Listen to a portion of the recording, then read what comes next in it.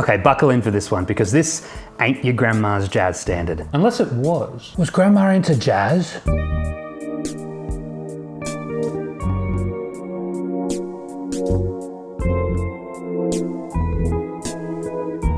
On Green Dolphin Street was a song born in the golden age of Hollywood. It came of age in the heyday of mainstream jazz, and it played a small cameo role in the development of early hip-hop. Like every epic story, it begins with a single step, so let's start at the very beginning.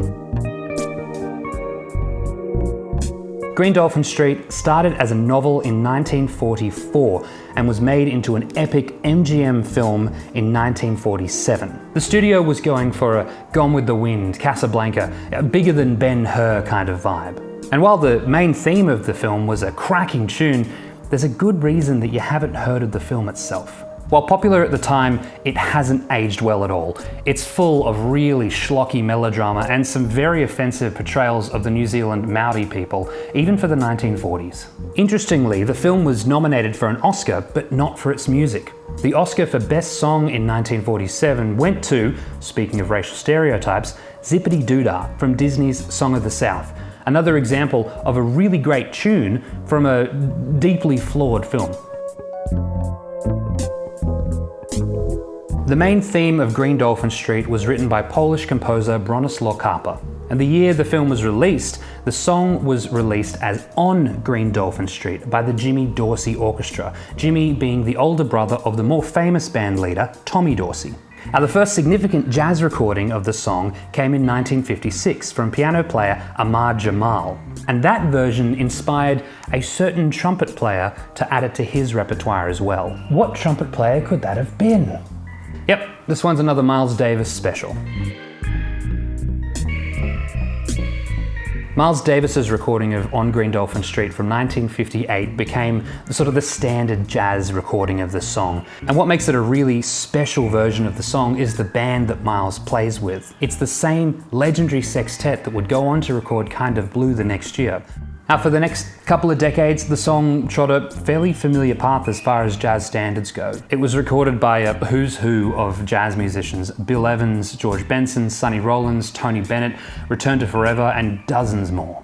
One of the great things about the song is how stylistically malleable it is. The slow, chromatically moving chords in the A section lends itself to some really hip and open arrangements. The B section, however, has more traditional jazz harmony, so it lets you rip all of your 16th note 2-5-1 lines.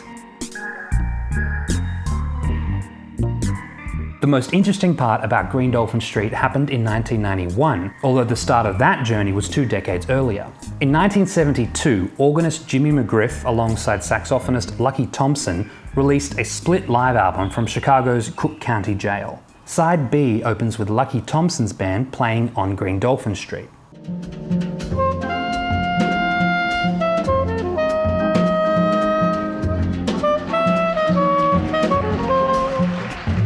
Now, the opening of this track is super smooth. Cedar Walton lays down these luscious chords on electric piano, and Lucky Thompson is rocking the smoothest instrument in all the land, the soprano saxophone. Smooth. 20 years later, one hip-hop producer agreed and really dug that intro. That was Q-Tip from A Tribe Called Quest. Q-Tip used a sample throughout the song Jazz off the group's album The Low End Theory.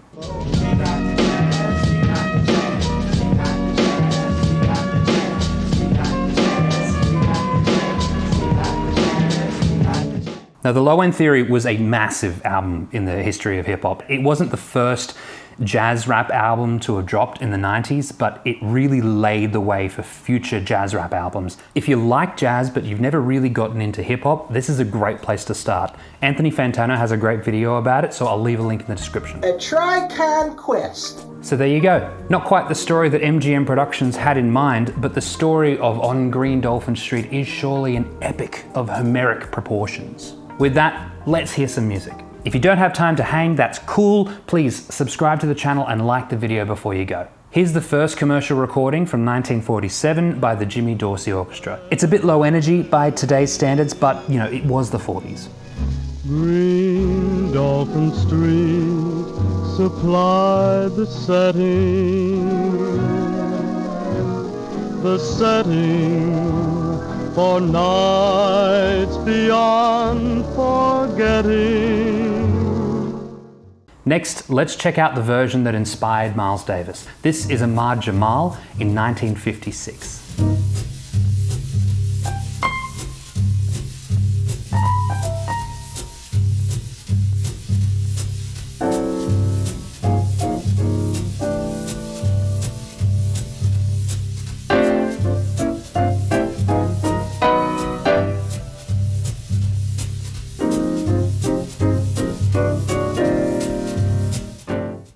Now here's the really seminal version of the song, recorded in 1958, released in 1959 off the Jazz Track LP by Miles Davis.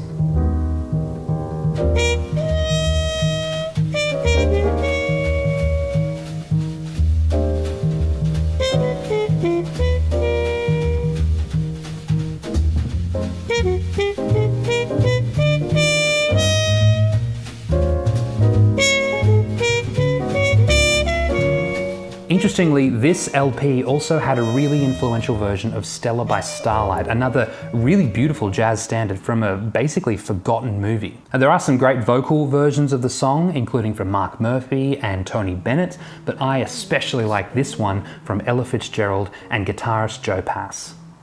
Green Dolphin Street supplied the setting for nights beyond forgetting. And through these moments apart, memories live in my heart. Another vocal version comes from George Benson teaming up with the Count Basie Big Band on the 1990 album Big Boss Band. It's a really good example of how well the song fits that big band context. And through these moments apart, memories live in my heart. When I recall the love I could kiss the ground on Green Dolphin Street. And let me end with one of my favorite versions of the song. It's from Ben Wendell's YouTube series, Standards with Friends. Here he's teaming up with Mike Moreno, who comps like an absolute monster.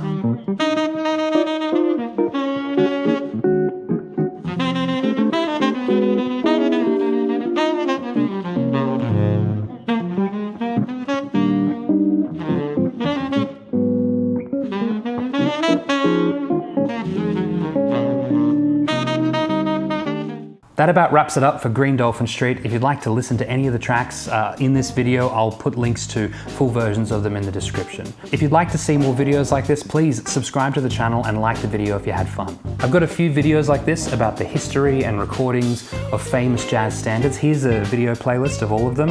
I'm trying to give you a little more context, I guess, so whether you're listening or playing the songs, hopefully you get a little bit more out of them. As always, thank you for watching, and I'll see you next time around.